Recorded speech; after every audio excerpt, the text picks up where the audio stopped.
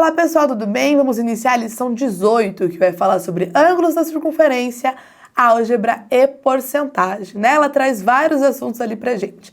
Lá na página 95, ele começa falando para vocês sobre a relação dos ângulos da circunferência, tá? Então, o que a gente precisa relembrar ali? Primeiro, que é um ângulo central. Quando a gente pensa numa circunferência, ou quando você vai construir com o seu transferidor, com o seu compasso, o que a gente faz ali? A gente marca um centro. Então, o ângulo central é aquele ângulo que está partindo do centro. E o ângulo central, ele também vai ter a mesma medida ali quando a gente pensar naquele arco que forma, tá? Agora, o que é um ângulo inscrito? Inscrito é o que está dentro. Você pode pensar até mesmo no YouTube, né? O que é se inscrever no canal? Não é você participar daquilo, não é você receber mais vídeos? Então, um ângulo que está inscrito, ele está lá dentro. Então, ele encosta num ponto da circunferência, né? E ele parte lá de dentro. E esses ângulos, o ângulo central e o ângulo inscrito, a gente consegue estabelecer uma relação entre eles. A medida de um ângulo inscrito é a metade da medida de um ângulo central. Então, por exemplo, se eu estiver aqui falando que esse ângulo central mede 100, esse ângulo inscrito que está lá junto com as mesmas extremidades vai ser a metade. Vai ser 50, né? Porque quando a gente observa um ângulo central, ó, sempre tem um ângulo central que vai ter as mesmas extremidades do ângulo inscrito. Então, a gente está comparando esses ângulos que têm as mesmas inícios ali, né? As mesmas extremidades. E você consegue até perceber, para não confundir a relação, ó, que essa abertura aqui, ó, ela tá maior que essa abertura aqui. Por isso que o ângulo central é o dobro do inscrito, ou o inscrito é metade do ângulo central, ok? Então, avançando ali um pouquinho, já pensando ali nessa ideia, vamos fazer a questão 2, lá na página 97, tá? Um fotógrafo está usando uma praça circular para fotografar um casal. Na primeira foto, ele estava na posição F, e as posições dos membros do casal eram M e H, formando o ângulo MFH de 2x menos 30 graus. Na sequência, ele manteve a posição do casal, mas se posicionou bem ao centro da praça, onde o ângulo formado MOH foi de 3x menos 40 graus. Nessas condições, o valor de x é... Então, veja, só para a gente pensar ali em notação, tá? Para quem não lembra, ó, quando ele fala assim, MFH, ele está te dando as extremidades, ó. O segmento que passa do ponto M vai para o F e vai para o H, o ângulo é o que tem o chapéuzinho circunflexo, né? O ângulo é F. Então, inicialmente, ele estava aqui, né? F de fotógrafo. E aí, o ângulo era 2x menos 30 graus. Depois, ele foi ali para a origem, né? Para o centro da circunferência. E este ângulo aqui passou a ser 3x menos 40 graus.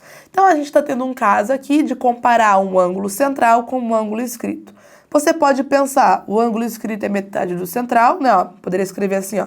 O ângulo inscrito é a metade do ângulo central, ou o ângulo central é o dobro do ângulo inscrito.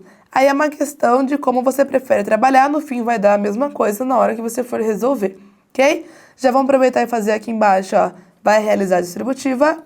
3x menos 40 é igual a 4x menos 60. Vai passar x para um lado, número para o outro, né? Então, eu vou ter lá 4x menos 3x é igual a menos 40 mais 60. X igual a 20 graus. A alternativa correta, letra B. Só lembrar dessa relação entre os ângulos, ok? Avançando aqui, questão 5. Vamos relembrar um pouquinho aqui, né, de equação quadrática. Ele fala assim: para analisar a simetria de um rosto em uma fotografia, um estudioso utilizou a seguinte parábola. Qual equação define essa parábola? Como é que eu vou fazer para descobrir uma equação? Olha o que a gente tem de informações aqui, né? Esse menos 2 e esse 2 seria lá, né, o x1, x2, são as raízes da minha função. E esse menos 4... ele é o vértice. Mas não só o vértice, ele está cruzando o eixo Y, ele também é a coordenada C. Você pode pensar nisso também, né? Ele está passando ali pelo Então, só de olhar para as alternativas, você já conseguiria até resolver, se você lembrar desses detalhes ali, né? Ah, não lembrei disso. O que eu tenho que fazer? Bom, aqui daí teria que começar com o vértice, né? Se você não sabe o que é o C, ou você pode aplicar a fórmula de Bhaskara, mas você ainda não conhece a função, né? Ela é ax² mais bx mais c igual a 0, né? Então tá, vamos pensar no vértice. Quem é o vértice? A gente tem uma coordenada no vértice, né? Temos o x do vértice e o y do vértice. O x do vértice é menos b sobre 2a, enquanto o y do vértice é menos delta sobre 4a. Vamos pegar ali as informações que eu tenho e aí eu posso também tentar trabalhar aqui. Outra opção, para ajudar um pouquinho esse raciocínio, é utilizar essas raízes através de soma e produto. A soma é menos b sobre a, enquanto o produto é c sobre a. Então, eu tenho ali que, se eu somar as raízes, vai dar aqui a soma, e se eu multiplicar, dá o produto, né? E aí, a gente conclui mais algumas informações, ó. Menos 2 mais 2 dá 0. Então, quer dizer que menos b sobre a, alguém tem que ser 0 aqui, né? Só que o a nunca pode ser 0, porque senão não seria uma função quadrática. Então, eu já sei automaticamente que o b é 0.